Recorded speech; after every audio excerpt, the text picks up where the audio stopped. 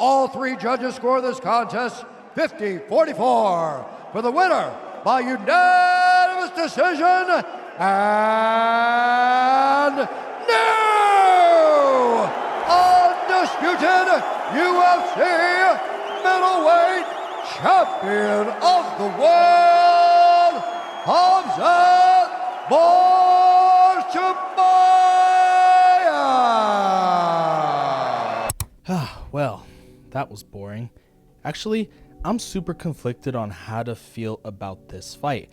For one, I'll say I was wrong. Before you could think, blink, or fart, Khamzat took DDP down with relative ease, might I add, and that's basically what happened the entire fight.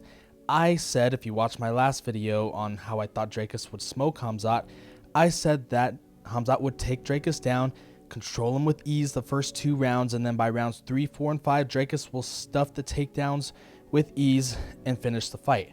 And that was the complete total opposite. It looked like Dricus didn't even train in the wrestling department for this fight. It looked like Dricus only trained for this fight to be a stand-up fight, and he got absolutely mollywopped.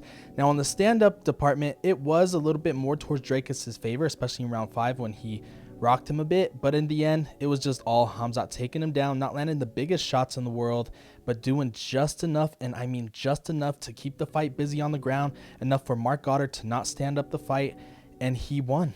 50-44s across all 3 judges' scorecards. And of course, you know, many people thought this was Khamzat's only path to victory.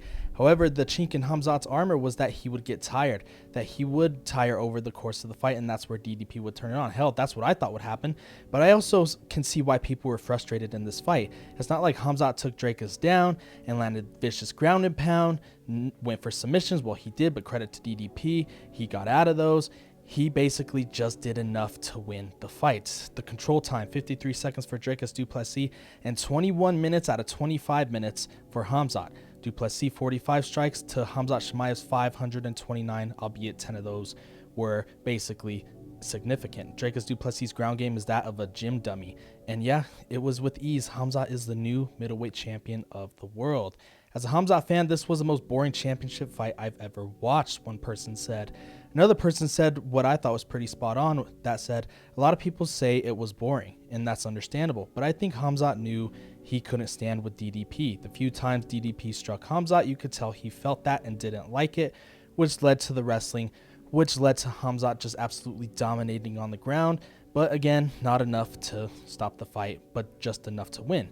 But DDP did make it interesting and almost submitted Khamzat in the 5th round, but time ran out. Khamzat kind of got saved by the bell, but in the end, it didn't mean much because Khamzat is just that good of a wrestler. He proved all the doubters, all the naysayers wrong by going all 5 rounds and sticking to his game plan, fighting his fight.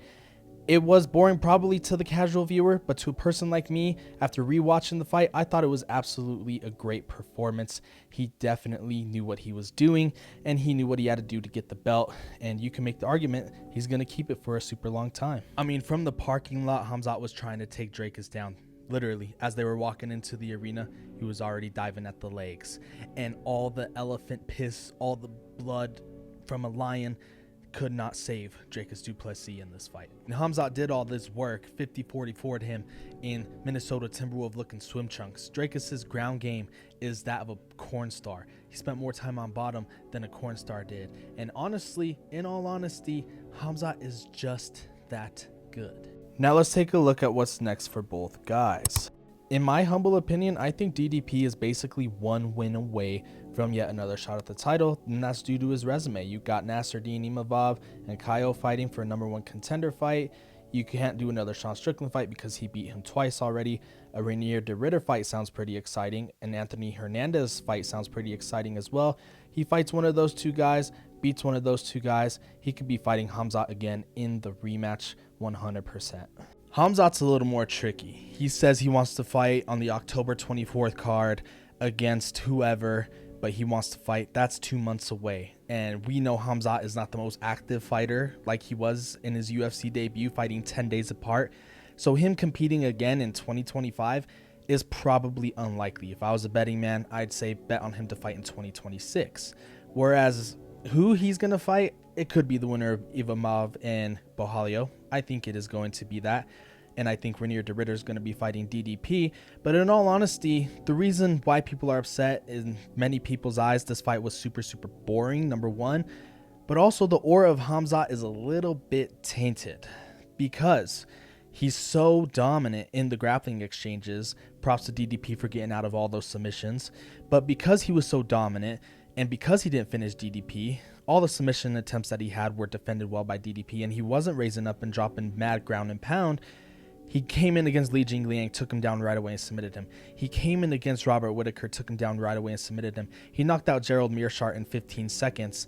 The aura of him being like a mixed martial arts version of Mike Tyson is kind of gone, in the sense that I'm not saying he's a bum or I'm not saying he's a scrub. I'm not hating, but every time Khamzat steps into the octagon, I never know what Khamzat's going to do. Again, he goes from finishing Gerald Meerschaert in 15 seconds and submitting Li Jingliang in round 1 and Robert Whittaker in round 1 to a pretty wacky decision against Gilbert Burns, a pretty wacky decision against Kamaru Usman, and a very dominant yet not so entertaining to the casual eye performance against Dricus du Plessis. And he has that kind of Conor aura where, like Conor, you step into the octagon, you never know what you're gonna get from either man. I think it's cool. Others might think it's not, but big ups, big congratulations on one of the most dominant performances you'll ever see from a challenger becoming a champion.